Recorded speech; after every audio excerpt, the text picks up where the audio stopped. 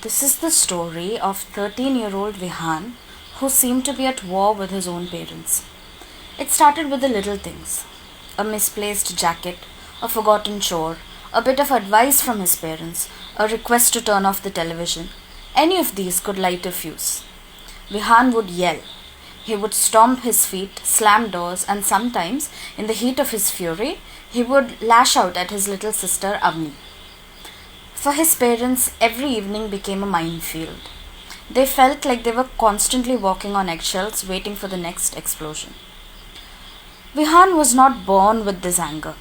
When he was a little boy, he was quick to smile and loved to cuddle.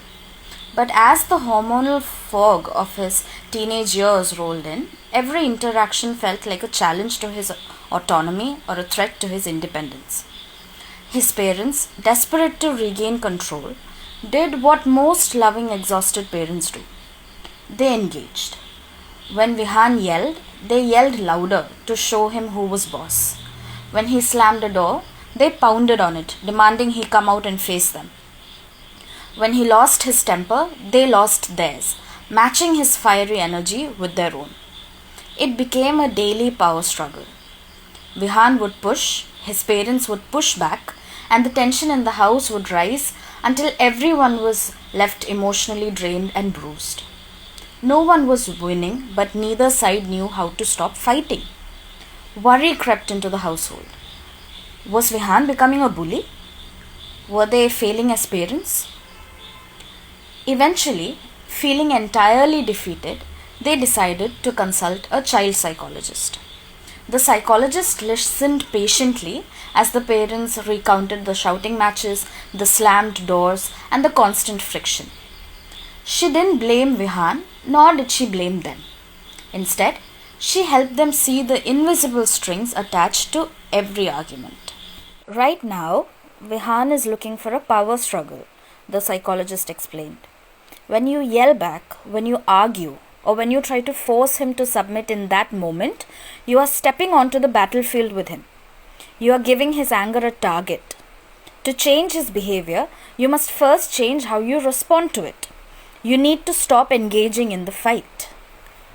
The parents looked at each other confused. But if we don't fight back, aren't we just letting him win?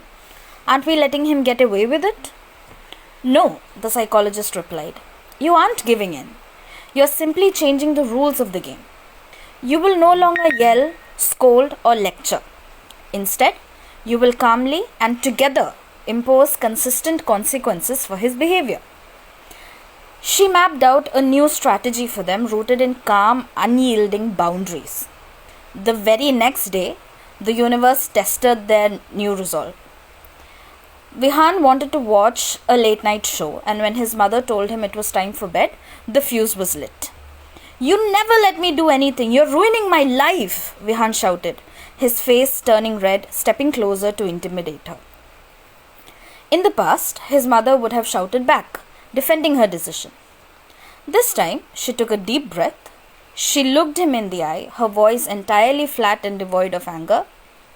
I will not stand here and listen to you yell at me, she said quietly.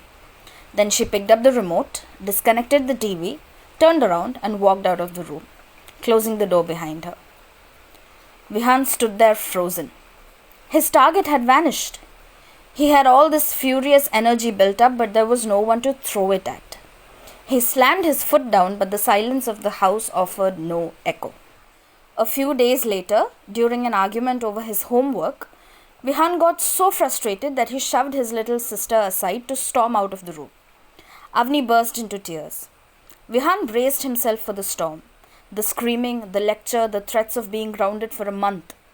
Instead, his father walked into the room, comforted Avni, and then looked at Vihan. There was no fury in his father's eyes, only a quiet, firm disappointment. Vihan, because you chose to hurt your sister today, you will not be allowed to play with her for the rest of the day. You will spend the evening in your room as it is her playtime in the living room. I don't care. I hate her anyway, Vihan screamed, trying to ignite the familiar spark of a fight. Okay, Vihan, we can talk when you're calm, his father said simply and walked away. Vihan took some time to calm down, but then he missed his little sister and the way she toddled after her bhaiya. For the first few weeks, it was incredibly difficult. Vihan tried harder to provoke them, racing the stakes to get the old explosive reaction he was used to. But his parents held the line together. If he screamed at the dinner table, they calmly cleared his plate and told them he could rejoin them when his voice was respectful. If he threw a tantrum, they withdrew their attention entirely, leaving him alone with his anger.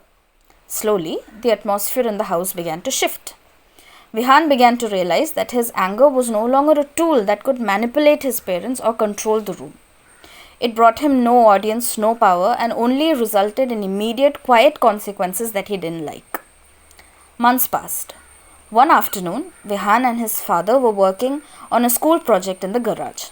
His father made a mistake and accidentally ruined a piece of wood they had been working on for an hour. Vihan's face flushed, his fists clenched, and he looked ready to explode and throw the tools. His father held his breath, waiting. Vihan let out a sharp, angry breath. He closed his eyes, dropped his hands to his sides, and stood still for a long moment.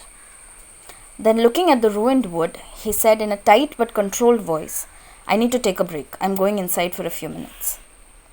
His father watched him walk away, a lump forming in his throat. Vihan was learning how to handle frustration. Without a single lecture on anger management, he had internalized the very model his parents had practiced. He was learning to step away from the battlefield. To every parent navigating the stormy waters of raising a teenager, this is a reminder that your children learn to manage their anger from your pauses, not your outbursts. When they push your buttons, they are often looking for a mirror to validate their own chaotic emotions. If you meet their fire with your own, you only burn the house down. But when you master the art of calm boundaries, you can show them that emotions can be felt without being weaponized, and that true strength lies not in how loudly you can yell, but in how gracefully you can hold your ground.